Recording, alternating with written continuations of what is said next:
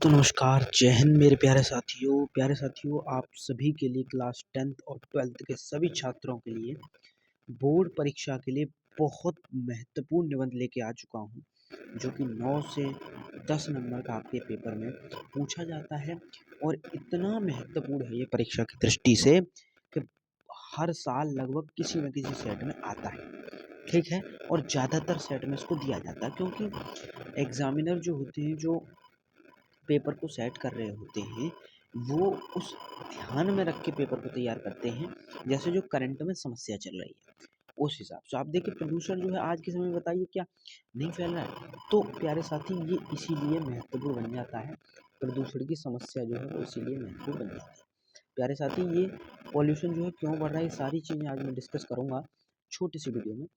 Channel को subscribe जरूर कर लें और वीडियो को शेयर करना बिल्कुल ना भूलें, ठीक है। चलिए बोर्ड एग्जाम के लिए बहुत महत्वपूर्ण है, आगे बातों को करते हैं, आगे जानते हैं क्या है और कैसे लिखना है, ठीक है। चलिए सबसे पहले आपको प्रस्तावना पर ध्यान देना है। किसी भी निबंध को लिखने से पहले एक हेडिंग डालनी है, इसका नाम होगा प्रस्तावना, ठीक। प्रस्तावना हेडिंग जैसे ही डालोगे फिर आपको उसमें लिखना है, क्या लिखना है, पर्यावरण और प्रदूषण से संबंधित लिखना है। क्या लिखना है, कुछ ऐसी बातें लिखनी है जो हमें पर्यावरण के बारे में बताएं, ठीक है, और उसको प्रदूषित होने के बारे में बताएं, बस इतना लिखना है। उसके बाद में मैं आपको बताऊंगा क्या करना है। सबसे पहले हम जान लेते हैं क्या लिखना है प्रस्तावना में। सबसे पहले आपको शुरुआत करनी है, विकास और व्यवस्थित जीवन क्रम के जीवधारियों को संतुलित वातावरण की आवश्यकता हो, यानी कि कोई भी जीव हो, हर किसी को संतुलित वातावरण चाहिए। आपको मेरी बातों पर समझना है, मैं जो बोल रहा हूँ उस पर ज़्यादा ध्यान देना है। ये लिखा हुआ है इस बात से मतलब मत रखना, क्योंकि लिखा हुआ आपको लंबे समय तक याद नहीं रहेगा ये वाला। मेरी जो भाषा होगी आसान, वो आपको अच्छे से समझ में आएगी, आप उसे याद रख सकोगे, अपने ध्यान में रखोगे और पेपर में लिखोगे अगर आएगा तो। संतुलित वातावरण में प्रत्येक घटक एक निश्चित मात्रा में उपस्थित रहता है। कभी कभी वातावरण में एक अन्य घटक की मात्रा कम अथवा अधिक हो जाया करती है। देखिए ऐसा होता है, कभी कभी हमारे वातावरण में ऐसा होता है कि कभी कोई घटक जो है ज़्यादा मात्रा में हो जाए, कोई कम मात्रा में हो जाए। मान के चलो हम ले लेते हैं नाइट्रोजन गैस ले लो, ठीक है। हमारे वायुमंडल में मान के चलते नाइट्रोजन गैस सबसे मात्रा में, सबसे ज़्यादा मात्रा में, और मान के चलो किसी समय पर कार्बन डाइऑक्साइड भी हो सकती है ना। तो ये अनुपात लगा रहता है घटकों का, कभी कोई मात्रा ज़्यादा मात्रा में हो जाता है, कोई कभी कोई मात्रा ज़्यादा मात्रा में, ठीक है। तो घटकों का प्रवेश हो जाता है, परिणाम स्वर है, परिणामतः वातावरण दूषित हो जाता है। जीवधारियों के लिए किसी न किसी रूप में ये हानिकारक सिद्ध होता है, जिसे ही प्रदूषण कहते हैं, ठीक। प्रदूषण का ही मतलब सीधा सीधा मैं आपको बताऊं थोड़ा सा अपने शब्दों में, तो देखो प्रदूषण का सीधा सीधा मतलब है, प्रदूषण का सीधा सीधा मतलब है भैया कि प्रदूषण यानी कि पर्यावरण का दूषित होना। पर्यावरण जो हमारा है पूरा का पूरा, पर्यावरण जो है वो अगर दूषित हो जाएगा, ठीक है, जो हमारा पर्यावरण है वो जो दूषित हो जाएगा तो हमारा जो है वही प्रदूषण कहलाएगा, समझ रहे हो। अगर मान के चलो पर्यावरण में पूरे में जो हमारे पेड़ पौधे है ना, ये सारी चीज़ें हैं, तो इसमें जब जब ये दूषित हो जाता है ना, तो वही प्रदूषण के तौर पर जाना जाता है। समझ गए इस बात को, चलिए आगे बढ़ देते हैं। देखिए अब दूसरे नंबर आपको लिखना है कि प्रदूषण जो है वो समस्या है, और समस्या कितने तरीकों की है ये लिखना है। सबसे पहले विकसित और विकासशील सभी देशों में विभिन्न प्रकार के प्रदूषण विद्यमान हैं। प्रमुख प्रदूषणों का विवेचन दिया गया है। देखिए सबसे पहले वायु प्रदूषण, वायु प्रदूषण कितना जरूरी है समझ लेना है। देखिए प्रदूषण पहली बात तो 4 प्रकार के हैं। पहला वायु, वायु प्रदूषण, जल प्रदूषण, ध्वनि प्रदूषण, वायु हो गया, जल हो गया, ध्वनि हो गया, और एक और होता है रेडियोधर्मी, ठीक। तो ये 4 होते हैं, 4 के विषय में आपको अगर पेपर में आए तो लिख के आना है, ठीक है, समझ गए। तो यहाँ पर सबसे पहले आपको क्या लिखना है कि वायु प्रदूषण में, कि वायु प्रदूषण जो है वो वायु में अलग अलग गैसों का मिल जाने पर जब वायुमंडल में असंतुलन हो जाता है, यानी कि मान के चलो बहुत सारी गैसें वायुमंडल में आ जाएं, ठीक है, और अलग अलग तरीके की आ जाए मान के चलो, ठीक है। तो ये जो है किसको बढ़ावा देता है, ये किसको बढ़ावा देता है, वायु प्रदूषण। यानी कि जब वायु का दूषित हो जाए, वायु हमारी हवा जब दूषित होने लगती है तो वो वायु प्रदूषण। जैसे आप रिसेंटली दिल्ली में देखिए, दिल्ली में प्रदूषण ज़्यादा चल रहा है, समझ रहे हो, सबसे ज़्यादा मात्रा में, ठीक। तो ये चीज़ जो है ये दर्शाती है, कोयले तेल के जलने से बहुत सारी गैसें निकलती हैं, सल्फर डाइऑक्साइड वगैरह, तो ये गैस अभी तो हमारे कहाँ जाती है, ये कहीं जाती तो है नहीं, ये वायुमंडल में ही तो रहती है। तो यही जो है वो हमारे क्या नाम है, वायु को जो है दूषित कर देती है। तो वायु का दूषण ही जो है प्रदूषण कहलाता है। अगर हमारी वायु दूषित हो जाएगी तो वही वायु प्रदूषण होगा। ठीक, अब वायु कैसे कैसे प्रदूषित होती है वो आपको लिख देना कि फैक्ट्रियों की वजह से, फैक्ट्रियों की चिमनी से धुआं निकलता है वो हमारे वायु को दूषित करता है। वाहनों से, पुराने वाहनों से जो धुआं निकलता है उनसे वो हमें दूषित करता है इन चीज़ों को, समझ गए। तो ये समस्या, बस इतना आप याद रखना। आगे जल प्रदूषण, जल का प्रदूषण कैसे है। जल प्रदूषण देखिए बहुत महत्वपूर्ण है। देखिए जीवधारियों के लिए जल महत्वपूर्ण है, लेकिन जल का प्रदूषित हो जाना बहुत हानि की बात है। आप सोचिए जब जल ही नहीं होगा तो हम पिएंगे क्या, और हमारे जो पीने के काम में आएगी वो क्या चीज़ होगी, कैसे हमारी जो है बात बनेगी। तो इसमें पानी में जो है होता क्या है कि बहुत सारी चीज़ें जो है गलत चीज़ें मिल जाती हैं। जैसे मान के चलो पानी फैक्ट्रियों से ही दूषित होता है। फैक्ट्रियों का जो गंदा पानी है जब पानी में मिल जाता है, नदियों में, इन सारी चीज़ों में, तो क्या होता है, ये समस्याएँ आती हैं, जल प्रदूषण वहीं से फैलता है। और कुछ मनुष्य की भी कमियाँ हैं। कमियाँ क्या हैं कि जैसे कोई बम्बा वगैरह है, बम्बा में हम मान के चलो कोई गंदगी फैला रहे हैं, गंदी चीज़ें डाल रहे हैं, तो वो किसको बढ़ावा देंगी, ठीक है? वो किसको बढ़ावा देगी? वो बढ़ावा देंगी किसको? प्रदूषण को, वायु को, जल प्रदूषण को। जल में अगर हम कोई चीज़ गंदगी डाल दें, गंदगी अपनी डाल रहे हैं, तो भैया वो पानी को गंदा कर रही है ना। और पानी को गंदा करे तो आने वाले समय में दिक्कतें होंगी, है ना। जब सारा पानी दूषित हो जाएगा तो पीने के लिए क्या बचेगा। तो ये जल प्रदूषण को दर्शाता है। समझे बात को। बहुत आसान है ये, इससे आसान नहीं है कोई भी, मुझे लगता है। क्योंकि जल प्रदूषण के बारे में आप खुद लिख सकते हो ना। देश के अनेक शहरों में पीने का पानी जो है निकट बहने वाली नदियों से लिया जाता है। जैसे बहुत सारी नदियाँ ऐसी हैं कि जहाँ से हम पानी लेते हैं।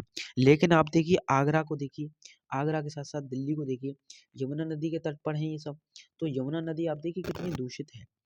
आप सोचिए, दूषित इतनी है कि भैया उसका पानी का इस्तेमाल कोई नहीं कर रहा है आज के समय में। ठीक है, सीधे तौर पर। क्यों? क्योंकि वो दूषित है। अब दूषित चीज़ का कोई इस्तेमाल कैसे कर सकता है? जल दूषित हो गया। गंदगी तमाम दुनिया की जा के उसमें वो जो है जल दूषित हो गई है यमुना नदी। तो ये जो है जल प्रदूषण को बढ़ावा देता है। अब बात कर लेते हैं रेडियोधर्मी। रेडियोधर्मी क्या है? रेडियोधर्मी में क्या आता है देखिए, वायु हो गया, जल हो गया, और ध्वनि प्रदूषण पर भी बात कर लेते हैं पहले, उसके बाद रेडियोधर्मी पे आएँगे। देखिए ध्वनि प्रदूषण जो है वो क्या होता है? देखिए ध्वनि प्रदूषण जो है वाहनों से फैलता है। वाहनों से कैसे फैलता है? वाहनों से कैसे फैलता है? ये जो ध्वनि प्रदूषण है, वाहनों से, जैसे मोटरसाइकिल है, बस है, जेट है, लाउड स्पीकर हैं, ये बहुत सारी चीज़ें, सायरन वगैरह, यही तो ध्वनि को प्रदूषित कर रहे हैं। बहुत तेज़ी से जब हॉर्न का आवाज़ निकलता है या फिर बहुत सारे सायरन वगैरह बजते हैं, डीजे साउंड बजता है, तो इन सब चीज़ों से जो है ध्वनि प्रदूषण होता है। और हमारी ध्वनि से एक एक वॉइस क्रिएट होती है जो कि हानिकारक सिद्ध होती है। समझ गए? हर किसी के लिए। अब बात करते हैं रेडियोधर्मी। रेडियोधर्मी तो एक ऐसा प्रदूषण है प्यारे भाई, जो आप समझ लीजिए कि रेडियोधर्मी, इसका नाम ही रेडियोधर्मी का मतलब ये है कि इसमें कई सारी चीज़ें शामिल हो जाती हैं। जैसे इसमें देखो जल भी आ जाता है, जल प्रदूषण। ठीक, समझे ना बात को? इसमें एक तो जल प्रदूषण आ जाता है, एक तो इसमें जल, और एक वायु भी प्रदूषण भी आता है, और एक ध्वनि प्रदूषण भी आता है। ये तीनों चीज़ें की जो जड़ है वो यही वाला है। समझ गए? यही चीज़ है रेडियोधर्मी। ये रेडियोधर्मी जो है वही जल प्रदूषण को, वायु प्रदूषण को, हवा से ही यही उत्पन्न होता है। कैसे? वो समझ लेते हैं। देखिए जब वैज्ञानिक जो है, वैज्ञानिक देखिए सही बात तो ये है कि रेडियोधर्मी प्रदूषण जो है वो विज्ञान के द्वारा ही उत्पन्न हो रहा है। कैसे? परमाणु शक्ति का उत्पादन हो रहा है, परमाणु परीक्षण हो रहे हैं, जलवायु पृथ्वी का प्रदूषण हो रहा है। आज की पीढ़ी के लिए नहीं, पर आने वाली पीढ़ी के लिए हानिकारक होगा। ये बात भी सही है। और परमाणु विस्फोटों के संबंध स्थान का तापक्रम इतना अधिक हो जाता है कि धातु तक पिघल जाती है। आप सोचिए आज के समय में। और रेडियोधर्मी पदार्थ वायुमंडल की बाह्य परतों में प्रवेश कर जाते हैं, जहाँ पर ये ठंडे होकर संघनित अवस्था में बूंदों का रूप ले लेते हैं और वायु के झोंकों के साथ समस्त संसार में फैल जाते हैं। ये बात भी ठीक है। अब बात कर लेते हैं आगे। रेडियोधर्मी हो गया। देखिए रेडियोधर्मी जो है ना वो विज्ञान की ही वजह से उत्पन्न होता है, क्योंकि जब बहुत सारे परीक्षण वगैरह होते हैं ना, तो ये रेडियोधर्मी जो है उत्पन्न हो जाता है। समझ गए? ठीक है, तो ये सभी चीज़ शामिल होती है इसमें। देखो इसमें रेडियोधर्मी में जल भी दूषित होता है, वायु भी दूषित होती है, और सारी तीनों चीज़ें जो है हमारी दूषित इसमें होती हैं। समझ गए? चलिए आगे बढ़ लेते हैं। ध्वनि प्रदूषण में बता दिया। अब इस पर नियंत्रण कैसे किया जा सकता है? नियंत्रण कैसे किया जा सकता है? देखिए, प्रदूषण का पर नियंत्रण आपको जो नेक्स्ट हेडिंग डालनी है वो यही डालनी होगी कि नियंत्रण कैसे करोगे। समाधान समाधान ये है कि इसको रोकने के लिए सरकार बहुत जो है सही प्रयास कर रही है और सरकार के लिए ये प्रयास करना ज़रूरी है।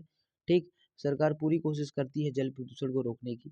ठीक है, और भारत सरकार ने 1974 में जल प्रदूषण निवारण एवं नियंत्रण अधिनियम भी लागू कर दिया है कि जल जो है उसको प्रदूषित होने से बचाओ। ठीक, और ये जो है योजनाएं जो है ऐसी ऐसी तैयार की गई हैं जो प्रदूषण को नियंत्रित करें। ठीक है, बहुत सारी योजनाएं ऐसी हैं। तो इस सरकार के कदम है ये। और उद्योगों के कारण होने वाले प्रदूषण को रोकने के लिए भारत सरकार ने निर्णय लिए हैं। उद्योग को लाइसेंस दिए गए हैं। ठीक है, और लाइसेंस देने के साथ साथ पहले उन्हें कचरे के निस्तारण की समुचित व्यवस्था करनी होगी। देखिए, जब किसी कंपनी को किसी फैक्ट्री को जब लाइसेंस दिया जा रहा है अब नए तौर पर, तो आप सोचिए कि जितनी भी कंपनियां उनको जब लाइसेंस दे रहे हैं तो उन पर जो है सही से जांच उनकी हो रही है। उनको एक एक चीज़ जो है उनकी कंप्लीट हो रही है। कैसे? जैसे कोई जैसे आप समझ लीजिए कि हर चीज़ का, हर कचरे का एक अलग अलग अपना क्षेत्र होगा जहाँ उसको डाला जाएगा। ये नहीं है कि कहीं भी कैसे भी किसी भी तरीके से फेंक दिया उसको जिससे प्रदूषण उत्पन्न हो। तो ये समस्याएं जो हैं उन पर विशेष ध्यान दिया जा रहा है। तभी जो है सभी को जो है इस सब चीज़ की अनुमति दी जा रही है फैक्ट्री लगाने की या इन सब को करने की। ठीक है, आप इन बातों को समझ गए। चलिए आगे बढ़ जाते हैं। ये क्वेश्चन ठीक है, यहाँ तक क्लियर हो गया। अब बात कर लेते हैं उपसंहार की। उपसंहार क्या कहता है? उपसंहार के बारे में पढ़ लेते हैं थोड़ा सा। और ये समझिए कि वनों की जो अनियंत्रित कटाई हो रही है वो भी नुकसानदायक है।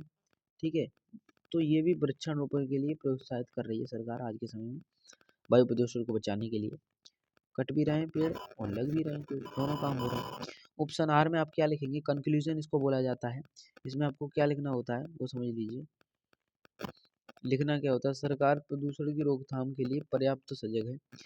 पर्याप्त सजग है। पर्यावरण के प्रति जागरूकता से ही हम भविष्य में और अधिक अच्छा एवं स्वस्थ जीवन जी सकेंगे। आने वाली पीढ़ी को प्रदूषण के अभिशाप से मुक्ति दिला सकेंगे। अतः सरकार के साथ साथ हम सभी का यह पुनीत कर्तव्य बन जाता है कि हम प्रदूषण मुक्त पर्यावरण है। देखिए, सरकार के साथ सरकार तो नियमों को ला ही रही है, लेकिन हम सबका भी कर्तव्य है कि हम ज़्यादा से ज़्यादा जो हो सके इसमें नियंत्रण लाने की कोशिश करें, प्रदूषण को ना फैलाएं। ठीक है, अब जैसे मान के चलो जल प्रदूषण है, वायु प्रदूषण है, ध्वनि प्रदूषण है। जब तक एक मनुष्य नहीं चाहेगा कि हमें इस पर रोक लगानी है या हमें इस पर रोकथाम करनी है, तब तक प्रदूषण में जो है रोक नहीं लगेगी। ये बात हम सबको समझनी चाहिए। पहले हर व्यक्ति को ये अपने ध्यान में थिंकिंग करना पड़ेगा, सोचना पड़ेगा इस बात को कि जो प्रदूषण है उसको उत्पन्न करने वाले हम स्वयं खुद हैं और आने वाली पीढ़ियों पर इसका जो है बहुत बुरा प्रभाव पड़ेगा। ये बात भी हम जान सकते हैं। ठीक है, क्योंकि जब प्रदूषण इस भयंकर लेवल का अब जब आज ही इतना ये प्रदूषण है तो आने वाले समय में इसकी मात्रा और बढ़ जाएगी। तो ये आने वाले समय में तो और ज़्यादा दिक्कतें देगा। तो ये समस्या इसी तरीके से बहुत बड़ी खड़ी हो जाएगी। प्यारे साथियों, मुझे उम्मीद है आपको क्लास 10th और 12th का ये हिंदी का प्रदूषण की समस्या समाधान का निबंध एकदम अच्छे से समझ में आ चुका होगा। तो आने वाले समय में क्या होगा प्यारे साथी? आने वाले समय में आने वाली पीढ़ियाँ जो है उनको समस्या झेलनी पड़ेगी अगर आज हमने इन चीज़ों पर रोक नहीं लगाई तो। उम्मीद है और मिलते हैं जल्दी के नई वीडियो में। तब तक के लिए जय हिंद और जय भारत।